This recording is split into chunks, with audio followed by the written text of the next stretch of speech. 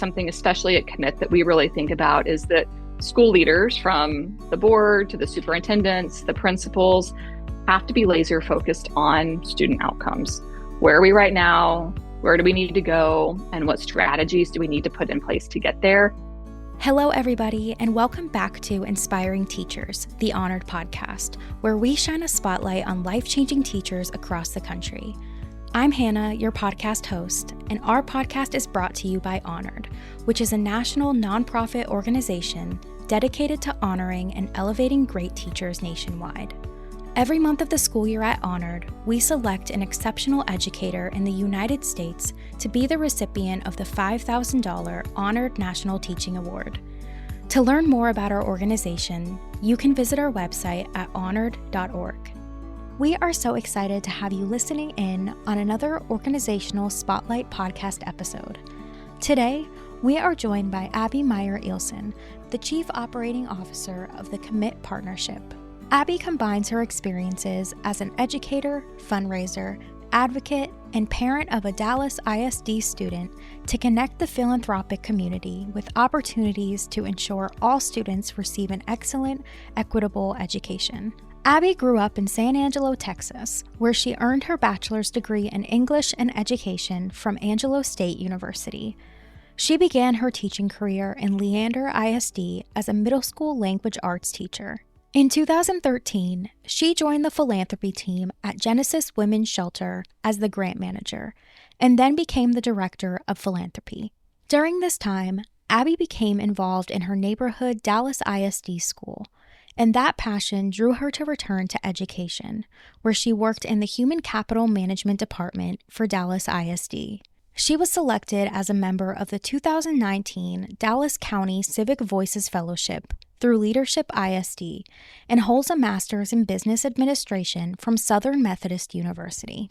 To start our episode off, you'll hear from Abby, who shares her journey to where she is today. From growing up in a family that valued education to her experiences as a teacher and working in the Dallas ISD central office, her journey has instilled in her a passion for access to education and the impacts it has on economic mobility.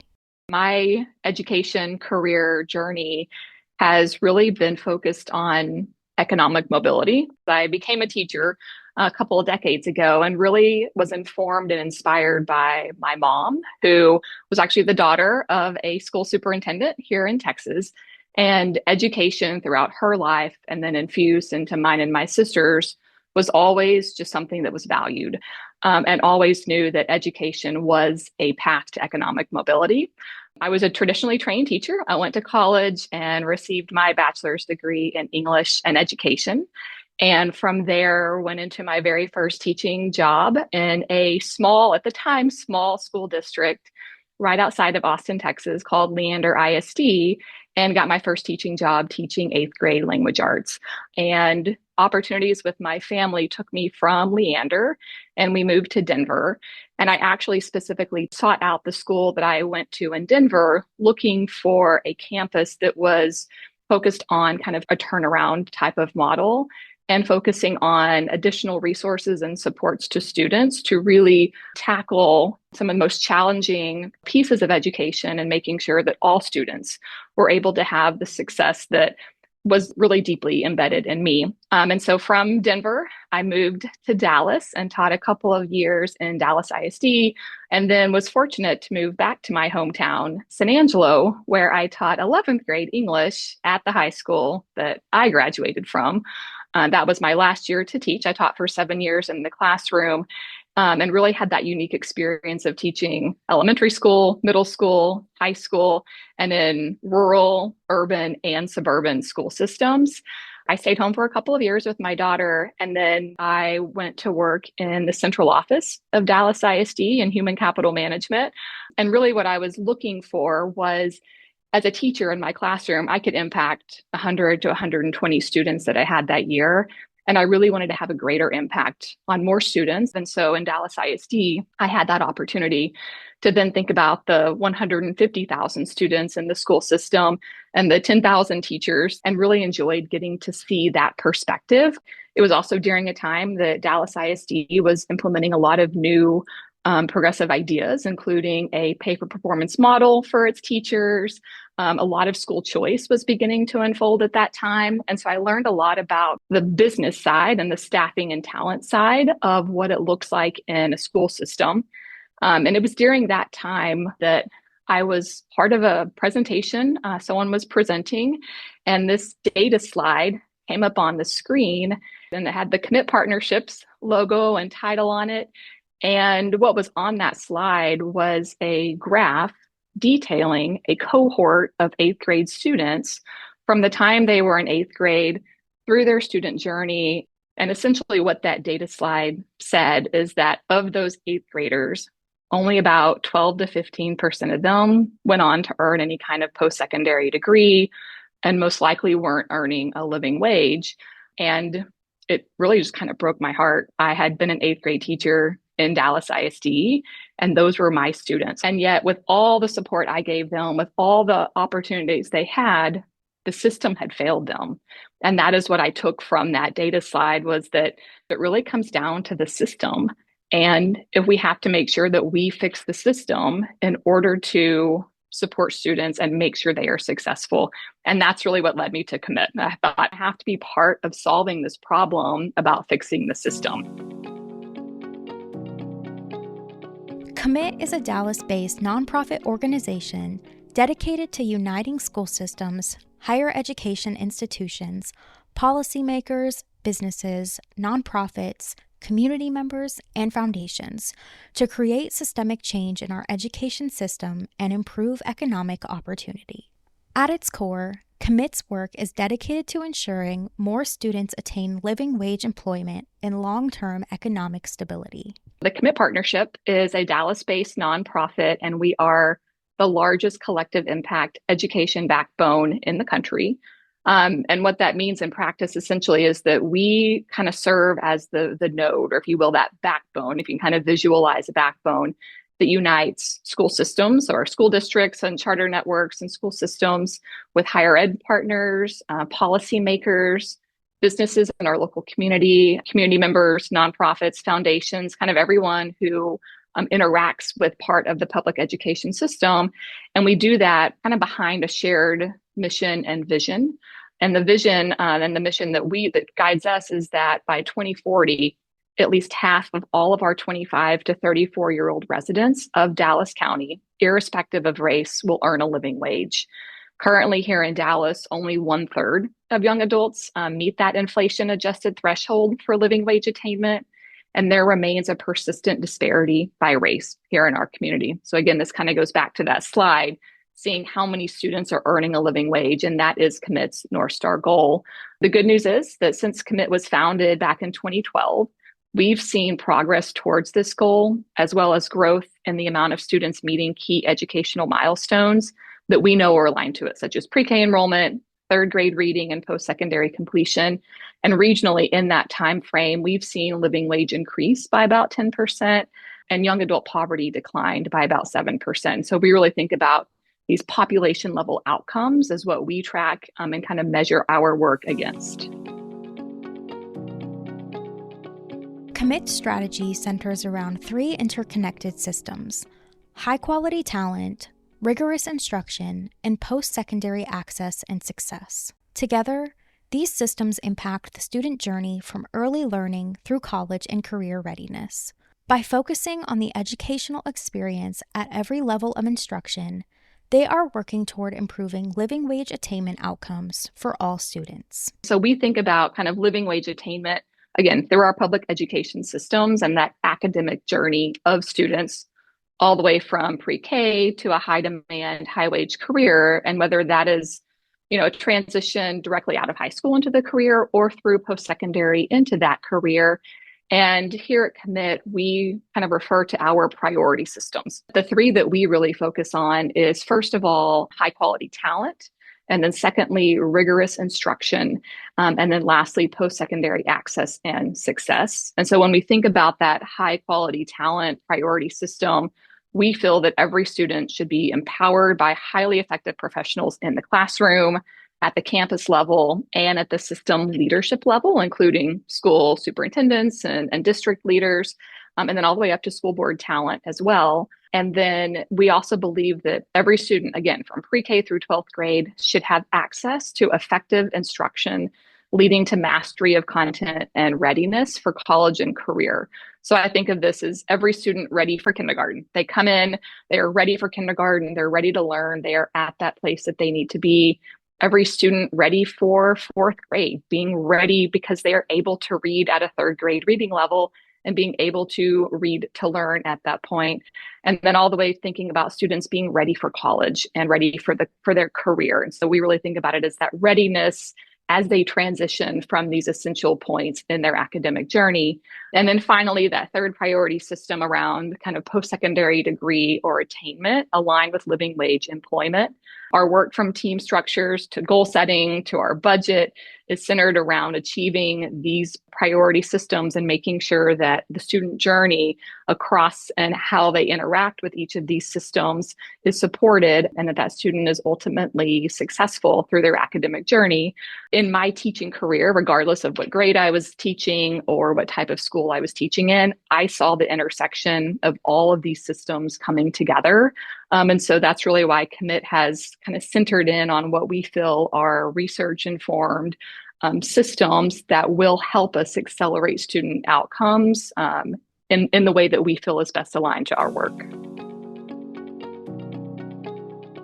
Access to high-quality early education can change the trajectory of a student's life. Research shows that academic readiness throughout the educational journey is impacted by experiences as early as pre-K.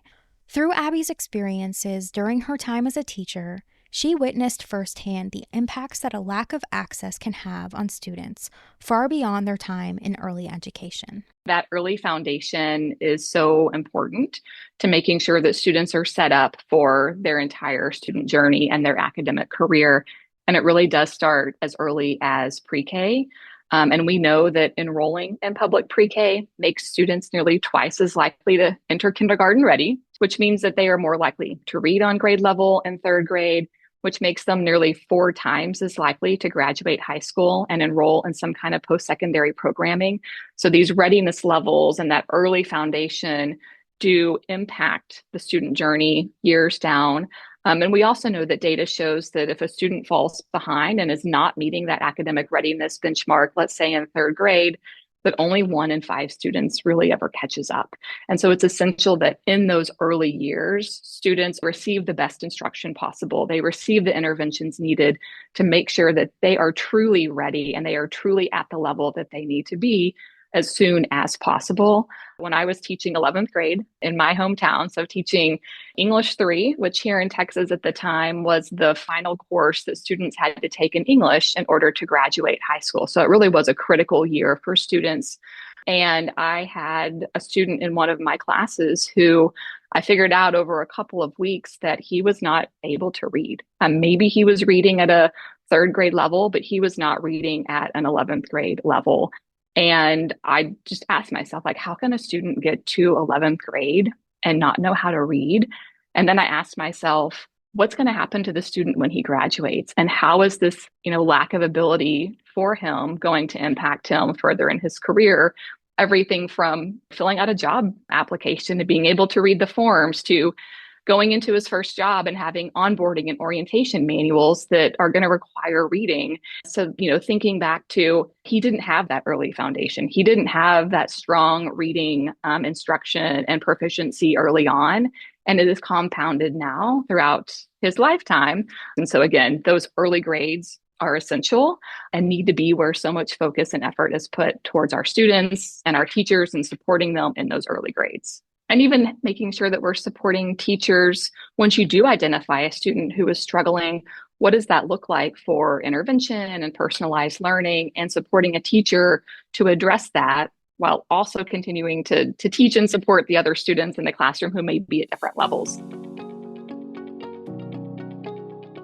In speaking about Commit's focus on post-secondary access, Abby shares about some of the barriers students face when navigating life after high school. A critical factor for post-secondary success is access to consistent, high-quality advising, starting even as early as middle school. Through a partnership with the organization Education is Freedom, Commit ensures students receive comprehensive college planning and career readiness services in middle school, high school, and beyond.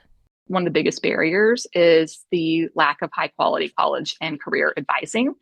We hear a lot about, advising ratios, and, it really is a critical factor of students even thinking about moving into college. But so many times students, they just lack that clear guidance on even what their options are, what they need to be thinking about, how they access scholarships or different things like that, or how they access pathways that are affordable for them and their families. So also thinking about, do we have advisors who are helping students think through their next step if maybe college is not the next pathway for them, but having those trained advisors staffed at a ratio where they can spend enough time working with each student throughout the year, and not even necessarily just their senior year. Most students don't have an advisor that supports them until their senior year.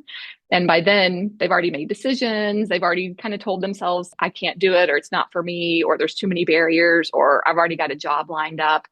So also starting to think, how do we begin supporting students earlier, as early as middle school, versus waiting until that final year when they are a senior. And, one thing I'm really proud of at Commit and kind of how we've really started to think about this is we partner with another organization called Education is Freedom. And this is what they do. They are a centralized college and career advising organization that works with our district partners. They staff advisors on the campus to keep the ratio low so that they have dedicated time with every single student to sit down and meet with them and really hear from the student what they want to do after they graduate, and then making sure that, are you taking the right science course? Did you know that there's another option at the school that provides this program that you should be applying into? And really helping students on that path, because oftentimes students don't even know what they need to ask. And so to have those dedicated advisors, we've really seen that transform student success to, one, making sure they're keeping their grades up and they're meeting their academic requirements in high school, but also that they're filling out their college applications and they're doing all these other pieces that, one barrier can be what makes a student say, this isn't for me. And we really want to remove all of those barriers so that every student has their option and it truly is up to them to decide the pathway versus them feeling like it's already been chosen for them. When thinking about how districts can work to create environments where both teachers and students can thrive, Abby emphasizes the importance of grounding the decision-making process by determining what is best for the students. Additionally, it's important that districts invest in their teachers by providing high-quality resources and instructional coaching to help them refine their craft and ultimately hold students to high standards of success. First of all, something especially at Commit that we really think about is that school leaders, from the board to the superintendents, the principals, have to be laser focused on student outcomes. Where are we right now? Where do we need to go? And what strategies do we need to put in place to get there?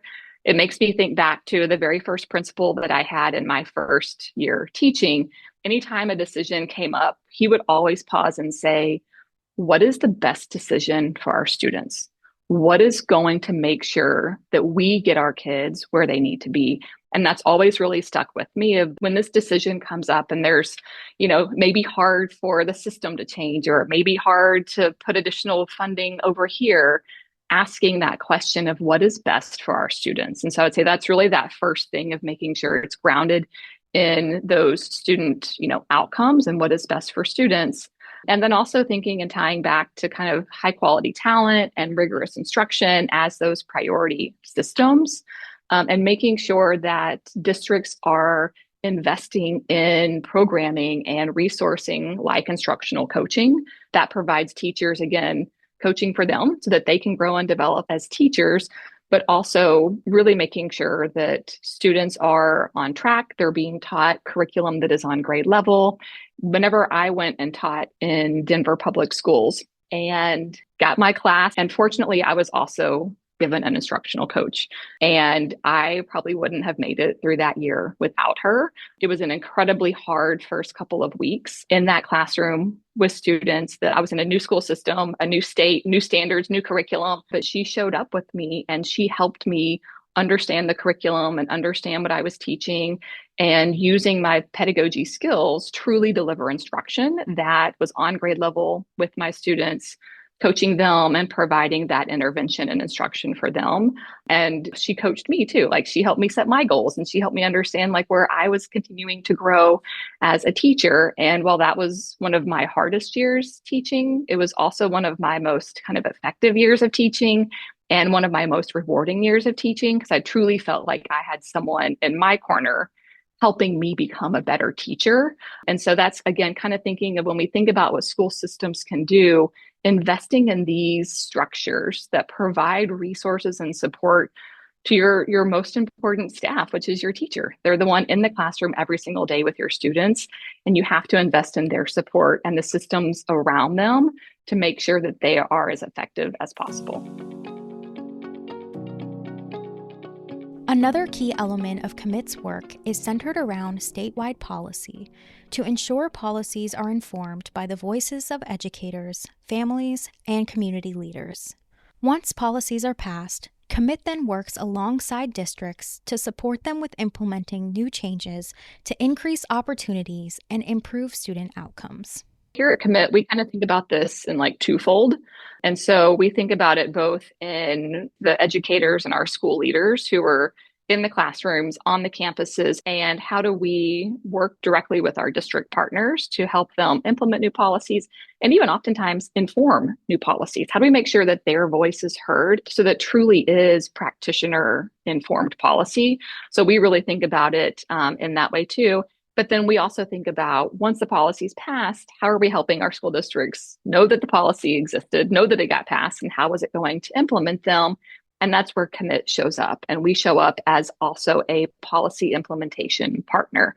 And so for one example, a couple of years ago, we worked with several partners to help pass a policy focused on advanced math pathways. So how could we, through policy, help make sure that students who are scoring very high on their fifth grade statewide math exams get automatically placed into advanced math? Because what research was showing us that a lot of students who tested very high would then transition into middle school and maybe not get put on an advanced math pathway, even though they were very, very capable. And we knew that students in advanced math courses would oftentimes take advanced math courses through high school, which would increase their persistence and success in college. And so we knew that getting more students into advanced math was essential. And so we helped get a policy passed where this is to happen automatically, but that was not something that just gets blasted out to school districts with like, here's how you do that, and here's what that looks like. And so once that policy was passed, the Commit team turned around and went to work with our school districts to help them, one, understand the policy, and then thinking through, do you know how to identify which of your students tested high in fifth grade? Do you have enough advanced math courses to put all these students in advanced math courses in middle school? Do you have the teachers to staff the advanced math courses? So really then helping them think through kind of the series of changes that may need to happen and how we could support them in doing that. And so that's kind of one where both, how do we get the policy passed on the front end, informed by practitioners, and then how do we show up on the backside and help implement it in partnership with the district, where it doesn't feel like a compliance effort of this policy was passed, you have to do this thing, but this policy was passed, like how do we now implement it so that more students have this opportunity? As educators face challenges such as burnout and decreasing job satisfaction, Commit's work supports school systems in an ever-evolving landscape to retain educators. From providing high-quality instructional materials and coaches to ensuring competitive compensation, these research-backed strategies lead to higher retention rates and ultimately improve student success. First of all, making sure that teachers have access to really strong curriculum and instructional materials. A couple of years here in Texas, we also helped get a policy passed that helped put in place high-quality instructional materials in districts, so that teachers don't have to spend a lot of time creating their own materials. So, having that high quality instructional curriculum given to a teacher, and then the support with an instructional coach to help them deliver that curriculum at the same time. So it goes hand in hand. They have to both have that access to the instructional materials, but they also have to have that coach who is supporting them, especially if you're, an early career teacher, to deliver the curriculum and to understand, are your students learning what they need to learn in these various moments, and how do you pause and check for understanding, and when do you move forward and or intervene? And so I would say that both the curriculum and the instructional coaching are two critical pieces. And then a third one that I would say is compensation, and making sure that teachers are compensated for their impact. And so this is something that here in Texas, we're really proud that there is a way for our teachers to have a pathway to six-figure salary. And that's through what's called the teacher incentive allotment, which was, again, passed in policy several years ago. And it was directly informed by our local experience here in Dallas, where Dallas ISD created a multi-measure evaluation system that tied compensation for their teachers and principals to outcomes from students. And it allowed our top performing educators to stay in the classroom rather than feeling like, I have to go be a principal if I want to earn any additional income. It also gave our newer teachers just a really clear vision of what success looked like. And then third and final, it gave our entire school system a clear picture of who were our very best teachers, and how can we make sure that we are getting them in front of the students who need them the most? And how can we place them on campuses where they can have the greatest impact on students who really need that very, very effective teacher? And I say all that in this idea of how do we retain teachers? Dallas ISD has a much higher retention rate than the other districts in our area. And when you look at their teachers who are the highest performing teachers, they are being retained at like 90% or higher. And so they are able to keep their best teachers in the classroom, in the district, in front of students, again, who need them the most. In 2020, Commit supported Dallas ISD in passing its largest school bond at the time, which funded the creation of the Dallas Career Institute North, a center that provides high school students with career and technical education for high-demand, high-wage careers. Later, Abby spoke at an event at this facility, and now her daughter attends a school that partners with the Institute. This full circle moment is a powerful reminder of the systemic change that is possible through organizations such as Commit. One of the things that Commit also does is we support our school systems with kind of sourcing and thinking through how to get additional funding in the form of like a local bond or a tax ratification election. And so the school systems can have additional funding to do new things or to expand resources and different things like that. And in 2020, we were proud to really support Dallas ISD as they passed what was at that time the largest school bond in the history of the state. And then a little over a year ago, so it kind of came back full circle, I went and was honored to speak at an event at the Dallas Career Institute North, which was a campus that was built using the funding from the bond election.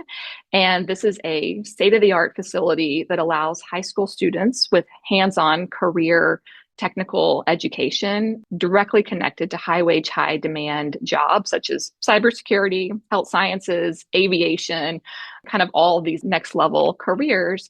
So I got to sit there and be in this facility that was really, really incredible.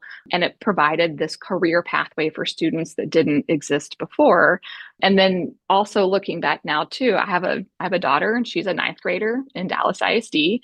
And her high school partners with this Career North Institute, and students like my daughter have the option to go spend half their day focused on a career path where they are getting direct support and instruction on, that credential and that career pathway. And so being able to see like the bond election happen, the building get built, and then the direct impact it's having on students being able to go into various programs and graduate already having training, already being ready for the next step has just been really fulfilling to see how something as kind of nuanced and political as a bond election can create this really huge outsized opportunity for students across Dallas ISD. Thank you so much for listening and joining us today to learn more about Abby Meyer Eelsen and the Commit Partnership. To learn more about Commit, you can visit their website at commitpartnership.org or click the link in the episode description. If you enjoyed today's episode, you can follow us and leave us a review on whatever podcast platform you're listening in from. Thanks again for listening, and make sure to tune in again next month, where we will hear the incredible story of the recipient of our April Honored National Teaching Award.